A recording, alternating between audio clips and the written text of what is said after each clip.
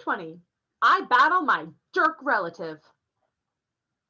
A Coast Guard boat picked us up, but they were too busy to keep us for long or to wonder how three kids in street clothes had gotten out into the middle of the bay. There was a disaster to mop up. Their radios were jammed with distress calls. They dropped us off at the Santa Monica Pier with towels around our shoulders and water bottles that said, "I'm a junior Coast Guard," and sped off to save more people. Our clothes were sopping wet, even mine. When the Coast Guard boat had appeared, I'd silently prayed that they wouldn't pick me up out of the water and find me perfectly dry, which might have raised some eyebrows. So I'd willed myself to get soaked. Sure enough, my usual waterproof magic had abandoned me. I was also barefoot because I'd given my shoes to Grover. Better the Coast Guard wonder why one of us was barefoot than wonder why one of us had hooves. After reaching dry land, we stumbled down the beach, watching the city burn against a beautiful sunrise. I felt as if I'd just come back from the dead, which I had. My backpack was heavy with Zeus's masterbolt. My heart was even heavier from seeing my mother. "I don't believe it," Annabeth said. "We went all that way." "It was a trick," I said, "a strategy worthy of Athena." "Hey," she warned, "you get it, don't you?" She dropped her eyes, her anger fading. "Yeah, I get it." "Well, I don't," Grover complained. "Would somebody—" "Percy," Annabeth said, "I'm sorry about your mother. I'm so sorry." I pretended not to hear her. If I talked about my mother, I was going to start crying like a little kid. "The prophecy was right," I said. "You shall go west and face the god who has turned." But it wasn't Hades. Hades didn't want war among the big three. Someone else pulled off the theft. Someone stole Zeus's masterbolt and Hades' helm and framed me because I'm Poseidon's kid. Poseidon will get blamed by both sides. By sundown today, there will be a three-way war, and all have caused it. Grover shook his head, mystified. "But who would be that sneaky? Who would want war that bad?" I stopped in my tracks, looking down the beach. Gee, let me think. There he was, waiting for us, in his black leather duster and his sunglasses, an aluminum baseball bat propped on his shoulder. Motorcycle rumbled beside him, its headlight turning the sand red. "Hey, kid," Ares said, seemingly genuinely pleased to see me. "You were supposed to die." "You tricked me," I said. "You stole the helm and the masterbolt." Ares grinned. "Well, now, I didn't steal them personally. Gods taking each other's symbols of power. That's a big no-no. But you're not the only hero in the world who can run errands." "Who did you use? Clarice? She was there at the winter solstice." The idea seemed to amuse him. "Doesn't matter. The point is, kid, you're impeding the war effort.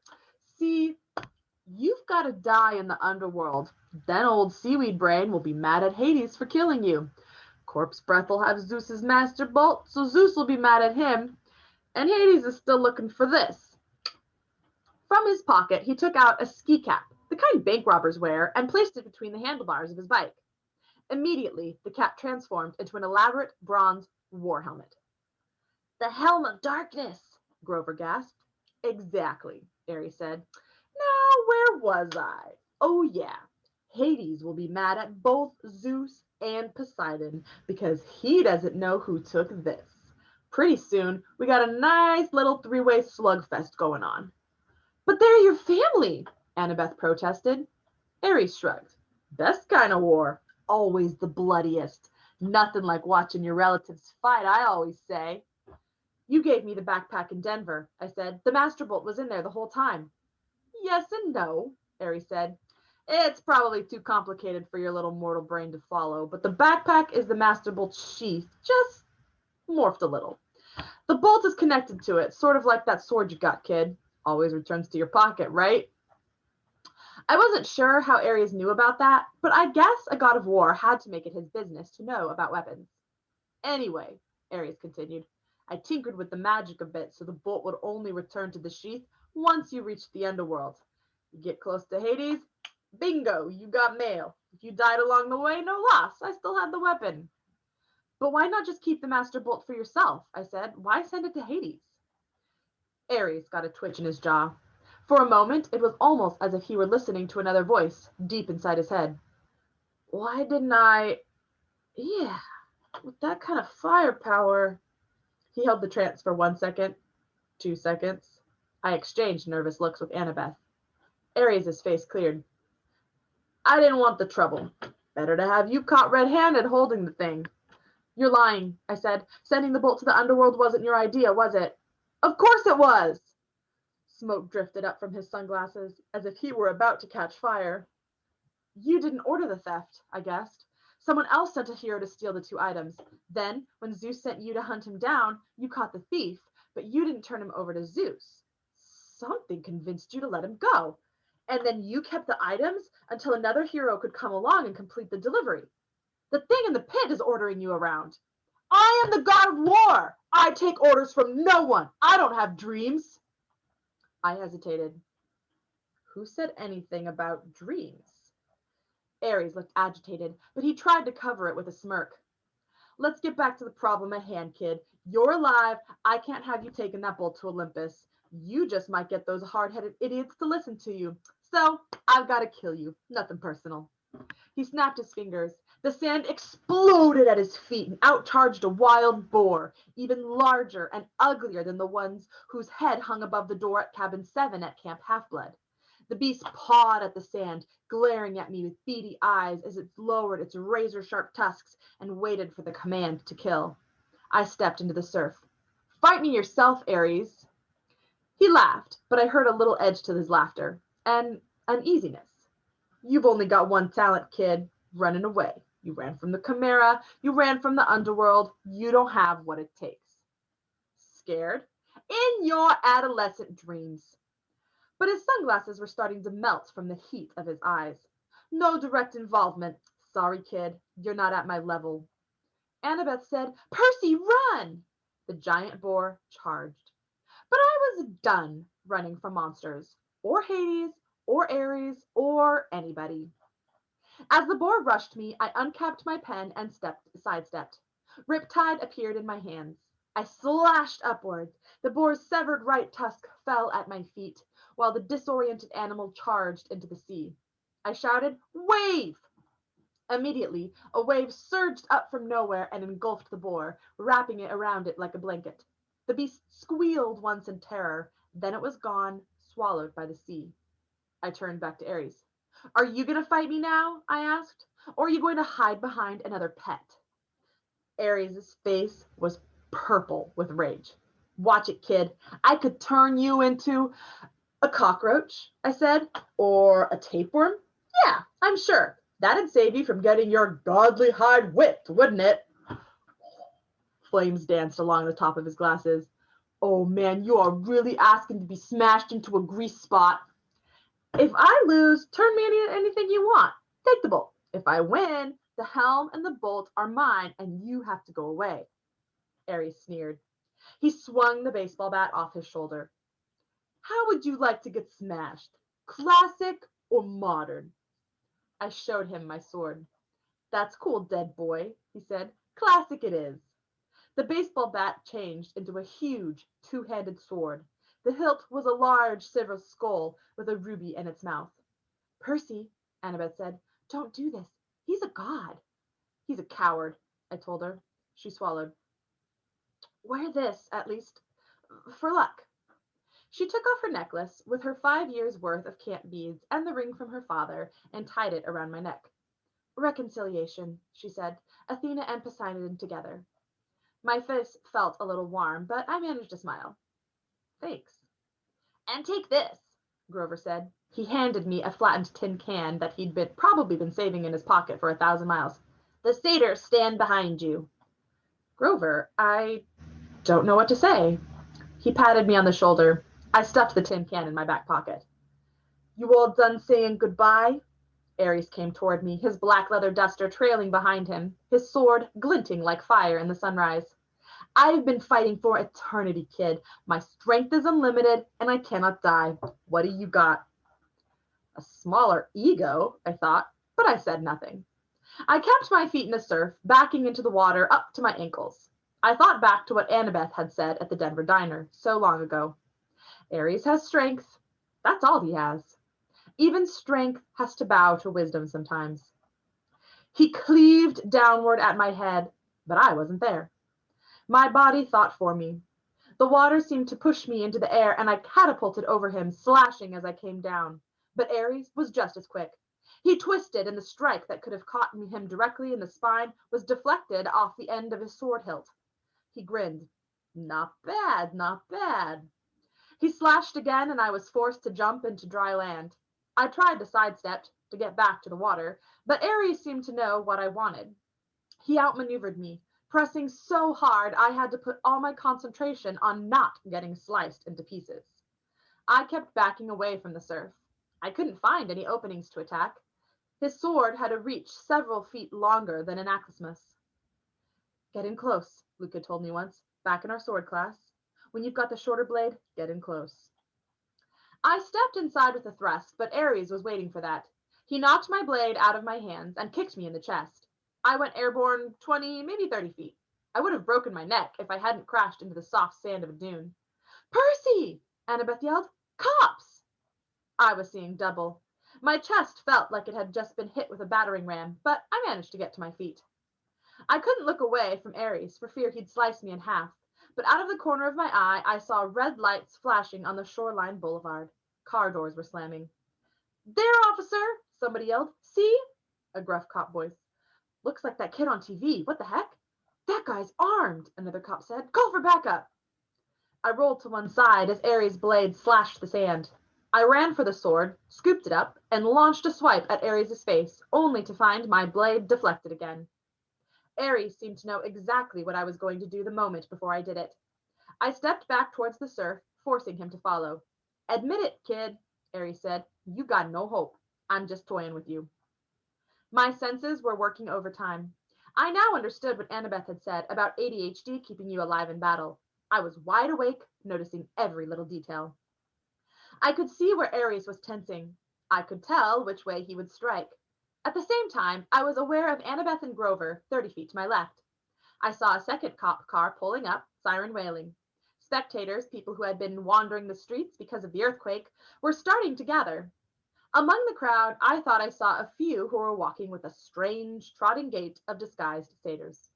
They were shimmering forms of spirits, too, as if the dead had risen from Hades to watch the battle. I heard the flap of leathery wings circling somewhere over above. More sirens. I stepped further into the water, but Ares was fast. The tip of his blade ripped my sleeve and grazed my forearm. A police voice on a megaphone said, Drop the guns! Set them on the ground! Now! Guns? I looked at Ares' weapon, and it seemed to be flickering. Sometimes it looked like a shotgun, sometimes a two-handed sword. I didn't know what the humans were seeing in my hands, but I was pretty sure it wouldn't make them like me. Ares turned to glare at our spectators, which gave me a moment to breathe. There were 5 police cars now and a line of officers crouching behind them, pistols trained on us. This is a private matter, Ares bellowed. Be gone. He swept his hand and a wall of red flame rolled across the patrol cars. The police barely had time to dive for cover before their vehicles exploded. The crowd behind them scattered, screaming. Ares roared with laughter. Now, little hero, let's add you to the barbecue. He slashed. I deflected his blade. I got close enough to strike, tried to fake him out with a feint, but my blow was knocked aside. The waves were hitting me in the back now. Ares was up to his thighs, wading in after me. I felt the rhythm of the sea, the waves growing larger as the tide rolled in, and suddenly I had an idea. Little waves, I thought, and the water behind me seemed to recede. I was holding back the tide by force of will, but tension was building like carbonation behind a cork. Ares came forward, grinning confidently. I lowered my blade, as if I were too exhausted to go on. Wait for it, I told the sea. The pressure now was almost lifting me off my feet. Ares raised his sword. I released the tide and jumped, rocketing straight over Ares on a wave. A 6-foot wall of water smashed him full in the face, leaving him cursing and sputtering with a mouthful of seaweed. I landed behind him with a splash and feinted toward his head, as I'd done before. He turned in time to raise his sword, but this time he was disoriented. He didn't anticipate the trick. I changed direction, lunged to the side, and stabbed Riptide straight down into the water, sending the point through the god's heel. The roar that followed made Hades' earthquake look like a minor event. The very sea was blasted back from Ares, leaving a wet circle of sand 50 feet wide. Ichor, the golden blood of the gods, flowed from a gash in the war god's boot. The expression on his face was beyond hatred. It was pain, shock, complete disbelief that he'd been wounded. He limped towards me, muttering ancient Greek curses. And then something stopped him. It was as if a cloud covered the sun, but worse. Light faded, sound and color drained away. A cold, heavy presence passed over the beach, slowing time, dropping the temperature to freezing, and making me feel like life was hopeless. Fighting was useless. The darkness lifted. Ares looked stunned. Police cars were burning behind us. The crowd of spectators had fled. Annabeth and Grover stood on the beach in shock, watching the water flood back around Ares' feet, his glowing golden ichor dissipating in the tide. Ares lowered his sword. You have made an enemy, godling, he told me. You've sealed your fate. Every time you raise your blade in battle, every time you hope for success, you will feel my curse. Beware, Perseus Jackson. Beware. His body began to glow. Percy, Annabeth shouted, don't watch. I turned away as the god Ares revealed his true immortal form. I somehow knew that if I looked, I would disintegrate into ashes. The light died. I looked back. Ares was gone. The tide rolled out to reveal Hades' bronze helm of darkness. I picked it up and then walked toward my friends. But before I got there, I heard the flapping of leathery wings. 3 evil-looking grandmothers with lace hats and fiery whips drifted down from the sky and landed in front of me. The middle Fury, the one who had been Mrs. Dodds, stepped forward. Her fangs were bared, but for once, she didn't look threatening. She looked more disappointed, as if she'd been planning to have me for supper, but had decided I might give her indigestion. We saw the whole thing, she hissed. So, it truly was not you? I tossed her the helmet, which she caught in surprise. Return that to Lord Hades, I said. Tell him the truth. Tell him to call off the war. She hesitated, then ran a forked tongue over her green, leathery lips. Live well, Perseus Jackson. Become a true hero, because if you do not, if you ever come into my clutches again... She cackled, savoring the idea. And then she and her sisters rose on their bat's wings, fluttered into the smoke-filled sky, and disappeared. I joined Grover and Annabeth, who were staring at me in amazement.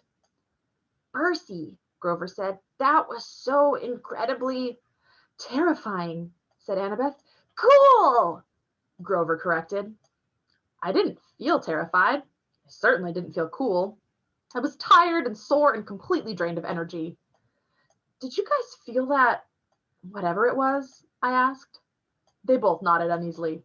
Must have been the Furies overhead, Grover said. But I wasn't so sure. Something had stopped Ares from killing me, and whatever could do that was a lot stronger than the Furies. I looked at Annabeth, and an understanding passed between us. I knew now what was in the pit, what had spoken from the entrance of Tartarus. I reclaimed my backpack from Grover and looked inside. The Master Bolt was still there. Such a small thing to almost cause World War III. We have to get back to New York, I said. By tonight. That's impossible, Annabeth said, unless we... Fly, I agreed. She stared at me. Fly, like in an airplane, which you were warned never to do lest Zeus strike you out of the sky and carrying a weapon that has more destructive power than a nuclear bomb? Yeah, I said, pretty much exactly like that. Come on,